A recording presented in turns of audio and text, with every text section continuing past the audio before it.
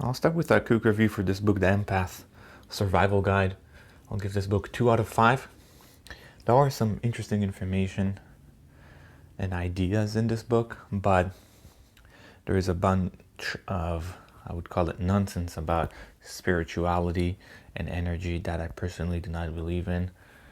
I would much rather just having because she has some good ideas about empaths, but she definitely connect that to chakras and energies and things like that I do not affiliate myself with, and I don't like that type of ideas. I'm not saying they're helpful, so I definitely think they're placebos. That's why I don't like that book that much. And also, she gives a lot of quotes from herself, which I think it's a little weird.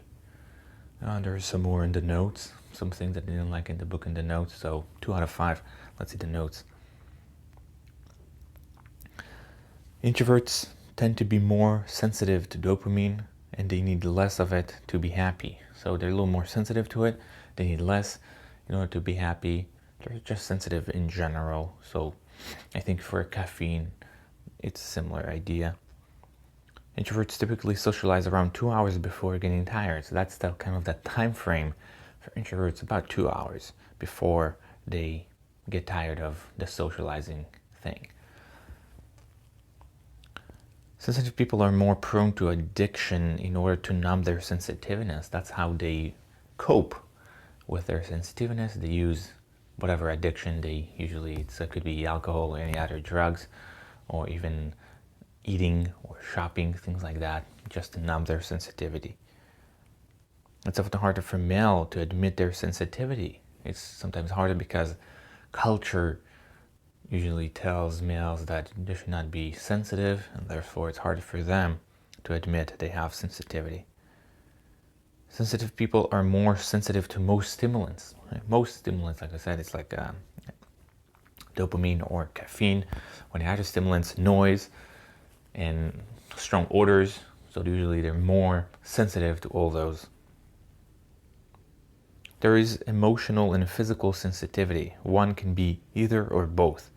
So it's two distinct things: emotional sensitivity, or empath, and physical sensitivity. So this is more like in your head, what you feel. One of them is that one is what you feel physically: hot, cold, smells, and pain, things like that. And one can be both or either one. Some people are only one, some people are both. Side note, there are some unfounded ideas that are related to energy and such. That's what I spoke about it. All kinds of energies and how you should clear the energy, and some weird ideas. I don't even remember exactly what, because it's just doesn't even register. It's one of those spiritual things, but not the founding ones. You can be spiritual, but not with those weird ideas. Side note, there are quite a few parts about spirits and such. Same idea. You should think about, or remember something, you should think about a tiger, the spirit of the tiger, and things like that. It's like, what the hell are you talking about? Again, some people could like it. I personally don't, and actually quite the opposite. I dislike it. So, and we have the last one here. Empaths like to be with someone and alone at the same time. So I have this conundrum here. This problem that they like to be with someone, around someone, but at the same time they want to be alone, left alone. So it's kind of a weird idea, and they should know how to play with it, because it is not easy sometimes. So that is for the notes. And again, this is a 2 out of 5. I do not recommend unless you like spirits and those type of stuff. There are some good stuff there, but not enough to satisfy, or to justify reading this book. That's it. Thank you.